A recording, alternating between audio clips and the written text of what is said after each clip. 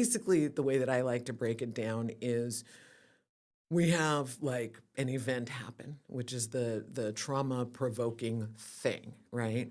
And then there's a whole lot that happens inside of our bodies. We have a physical reaction, but Right. that usually leads to an emotion. Yes. And it could be all sorts of things, like from Rhonda just won the lottery, and Rhonda's like, yeah. And then it's $5 whole, and it's like, yay. Or it could be, like when the police showed up at my door to tell me that I'd lost my child. Yeah. And it's like, the event was people had been calling and asking where my kid was. So I knew something was going on.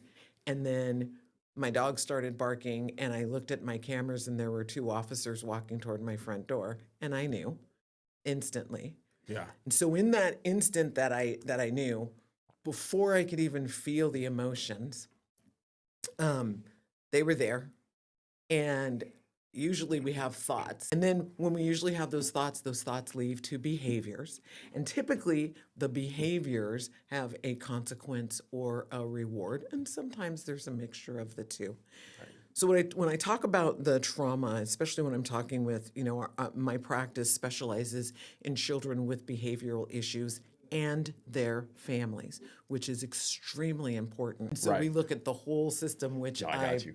my analogy is it's like the engine, and it's like the exhaust starts acting up, and it's like, okay, so if the exhaust ain't right, we got to go get everything checked out. Like you have little T trauma, but over time, right? Like I still carry those little T's, right? And so for a long time, over the course of whatever, I can start to internalize that message, Yeah. right? Like Yeah, you're yeah. talking about not being good enough and that. And I think like for me, just as a parent, as a father, like I think about, my young little daughter, and I think about my son, and I just go, man, I really want them to not internalize those messages of like rejection over Yeah. time that make you, hate whoever, or have this, rejection as the identity of the core of who you are.